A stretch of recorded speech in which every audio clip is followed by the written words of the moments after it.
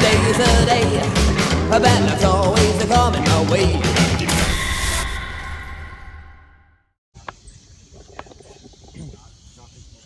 It's just going to take a little bit longer than you think to get to you.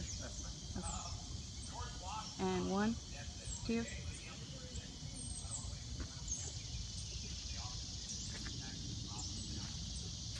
So this past work week, in fact, the past couple weeks have been absolutely insane. Took a trip up New York, but I felt that Taylor and I really needed to get away for the weekend. So last night, on the spur of the moment, we decided to hop in the car and drive to Savannah, Georgia. Been here once before, Taylor's never been here. And what's the first place we choose to visit? The Bonaventure Cemetery.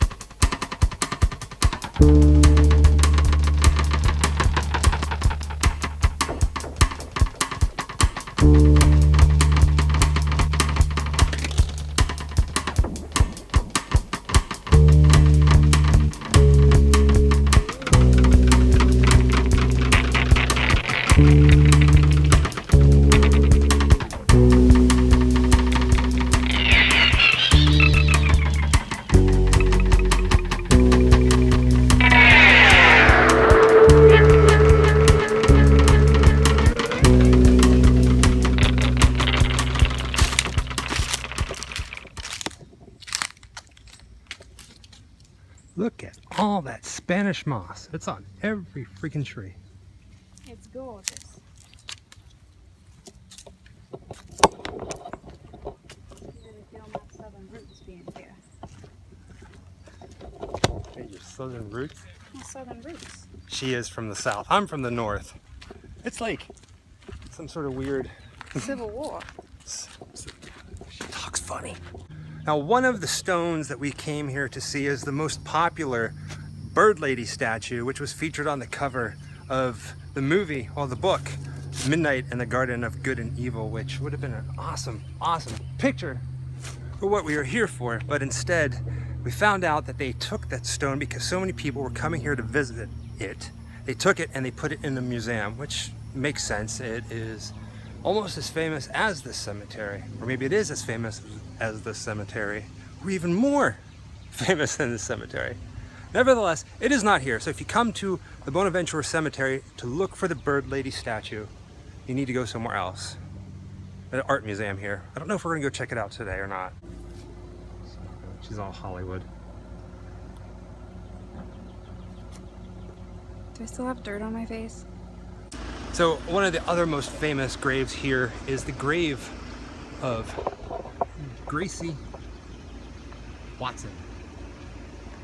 And sadly we can't get close to her. She's behind this locked gate. But as you can see, there's so many different people who have brought so many things to pay their respects to leave for young Gracie. A little something about her as well. We're not going to go ahead and read that on camera. But it is said that if you stare at her eyes just right, I'm not entirely sure about this ghost story, but if you stare at her eyes just right, they will bleed. Heard that from somewhere. Not entirely sure. I don't know. There's so many people here, we're just going to keep moving. Another famous resident here at the Bonaventure Cemetery is that of a famous composer by the name of Johnny Mercer. Now, I do not know much about Johnny Mercer, except for he is a composer of at least 2 songs that I know, and Taylor knows. And that is Moon River and Jeepers Creepers. Jeepers Creepers, where'd you get those creepers? Jeepers Creepers, where'd you get those eyes? Now, at the base of Johnny Mercer's grave is this really cool bench that you can sit at and pay your respects. It is etched with some of his most popular songs that he has written, composed, the music as well as possibly even the lyrics, such as Jeepers Creepers and Moon River. The other ones, I'm not entirely sure which ones are which, or if I've heard of them. Maybe I have.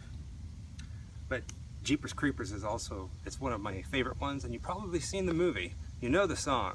At the top of the bench is this little piece of artwork, which I'm guessing is of Johnny Mercer himself, his signature. And on the top it says he's the winner of 4 Academy Awards, as well as the co-founder of Capitol Records, which I didn't know. I had no idea. But that is pretty cool. I don't care how the weather vane points when the weather vane points too gloomy.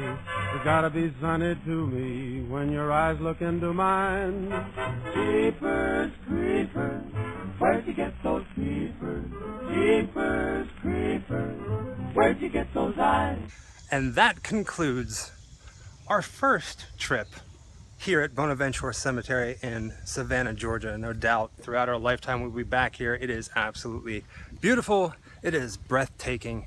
It is everything that you would think that this cemetery would be, and so much more. So what did you think of Bonaventure Cemetery? Well, I thought it was gorgeous. Spanish moss covers all the graves. Beautiful stones, absolutely beautiful. Some pristine and some weathered, so you get a little bit of both. It's just gorgeous, honestly, and peaceful, despite all the tourists, which there seems to be a lot. It's very nice. This is a pretty happening place. Happening is not the word for a graveyard, but it's something. It's a place where everybody is coming to relax and lounge. It is a hot day, and thank God for these trees. And the wind. And the wind.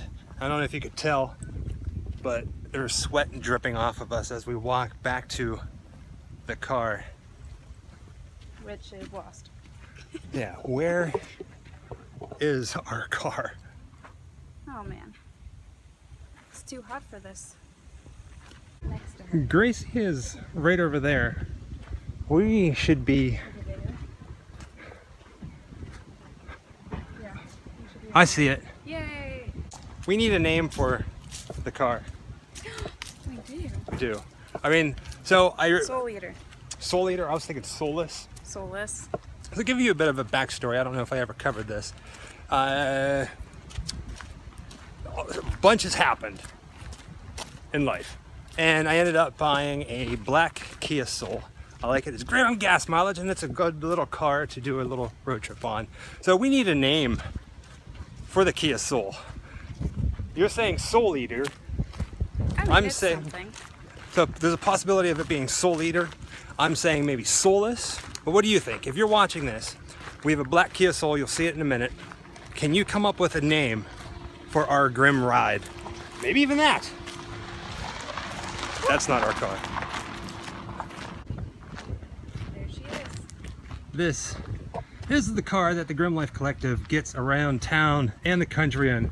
As you see, this Kia Soul. Can you come up with a name? If so, leave a comment below, and whoever says, well, maybe we'll pick one. If we get enough, if we get more than 5 people giving names, serious now, don't make any kind of weird, stupid thing that, because that'll be disqualified. But if we get more than 5 people giving some pretty decent names, we'll pick a drawing and we'll name the Grimm-Life Collective car after that. That's a really scary thought. The little goose is dead.